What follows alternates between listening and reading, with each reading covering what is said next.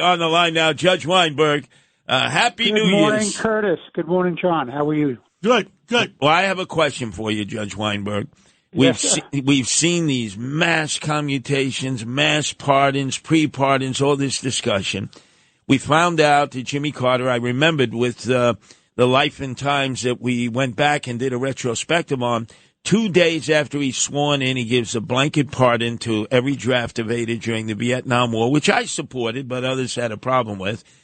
But now we have the illegal alien problem. There's two categories.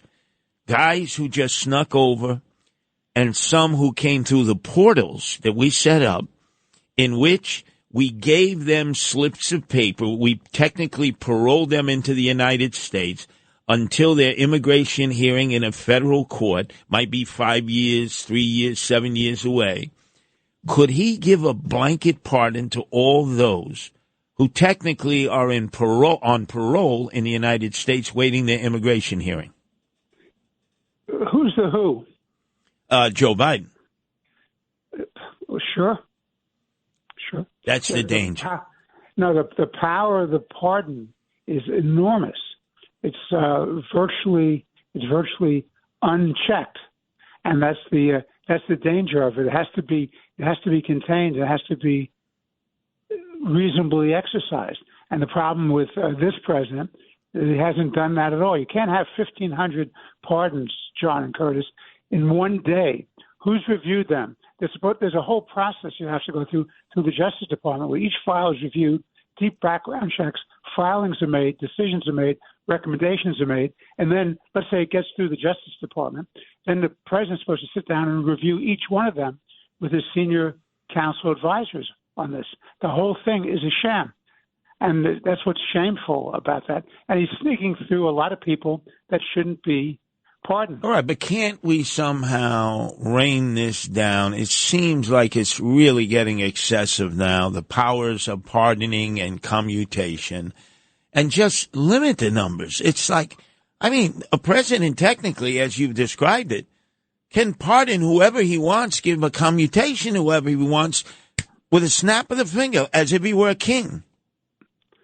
The question is, who's going to limit the power? You just can't do it by a congressional statute because the power is ostensibly in the Constitution of the United States.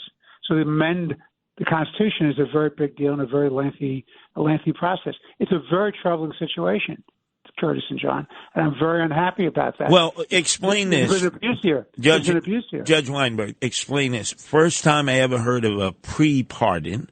We've heard Biden suggest that preemptive. A Liz Cheney, Dr. Fauci pardon.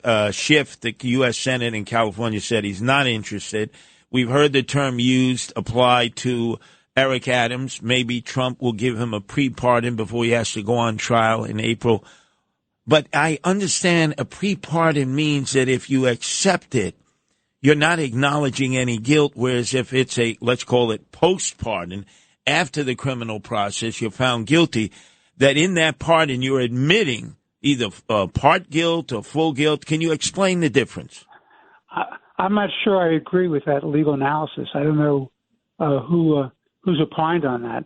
It seems to me, under the pardon, you're acknowledging that you've done something wrong and that you're asking for forgiveness from the sovereign, from the executive. I don't see how it's any different whether it's a preemptive or it's after a trial and conviction, frankly. That's my opinion. Technically, I would ask other constitutional scholars on that, but that's not the way I understand it. All right, but could you find out, and more importantly, let's just use two figures. Dr. Fauci, if he gets a pre-pardon and accepts it, would have to admit some guilt.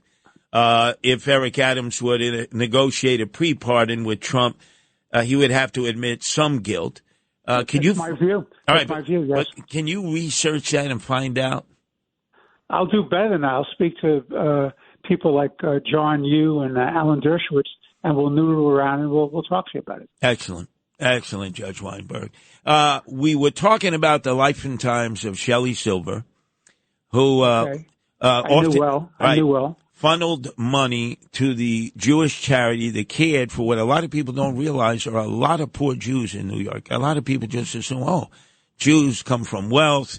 They take care of their own people. There are no poor Jews. Wrong. I have seen them in a lot of neighborhoods that you would never know the Jews still lived in because they're on such a meager fixed income. And Shelley Silver's chief of staff, Rathfogel, her husband was in charge. That's correct. And they did a raid on their house and found Florsheim shoeboxes filled with cash. When his wife was asked by the FBI, hey, were you aware that with all these shoeboxes full of cash in your shared closet? She said, I had no idea. How did they swindle so much? What did they take, the matzo balls out of the matzo ball soup? What is Shanda? Well, I will tell you, I knew the husband. I had met Judy Rathfogel. She was the chief of staff to Shelley when Shelley was the Speaker of the Assembly. Willie, the husband who got convicted, did a very, very good job of running that organization, did a lot of good work with that. The problem is he then went on the other side, Curtis, and he was convicted of self-dealing and getting money. Now, what he got the money for and what he did, I don't recall, but he did do a stretch upstate on that, and that's regrettable. And to your point about there's a whole council. There's something called the Council on Jewish Poverty. It's an organization in New York City, and they do very good work because there are a lot of Jewish people who don't have money, and the mythology that all Jews are wealthy is just that, mythology. Oh, I've discovered them in so many neighborhoods. They stay, because they're on fixed income. They're in homes where there are no other Jews around. They could never even form a minyan at a local synagogue because there are none. They've been converted, those buildings. And yet somehow they survive. And these Jewish philanthropies would do outreach to them, would send Meals on Wheels, would make sure it's kosher, would make sure if they wanted to pursue their religious observances, they can do that. And you're right, Judge. I have discovered just by being in these inner city neighborhoods, you'd be surprised how many Jews still live in those neighborhoods that don't have two matzahs to rub together. Well, and it's also true, by the way, there's a great organization called for Christians and Jews, which you see advertising for donations on television a great deal. And this alliance of Christians and Jews deals with the poverty of Jews living in Israel. And just imagine that. They're living in the Jewish state, and they have to get international donations to take care of themselves during the holidays to have meals and support services.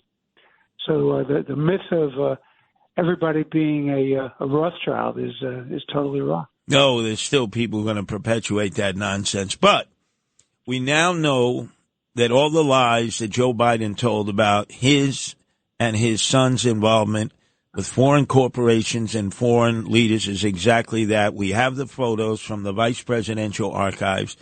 He lied on every one of them. Every one of them. He boldly lied to the American people. What consequences should he face?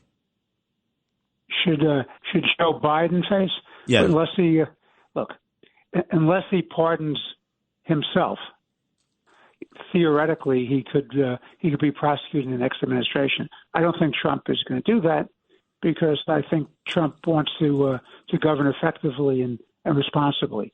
But he certainly lied. One of the reasons there was so much corruption in the Department of Justice under Garland and with the special counsel and the U.S. Attorney Weiss is that they allowed the statute of limitations to run on certain crimes, including the influence peddling, where the conduit for all the deals was the kid, but the deals were only made because of Joe. The answer is a theory in the law, Curtis, called continuing conspiracy. And if you see overt acts done in furtherance of the conspiracy, it can extend the statute of limitations.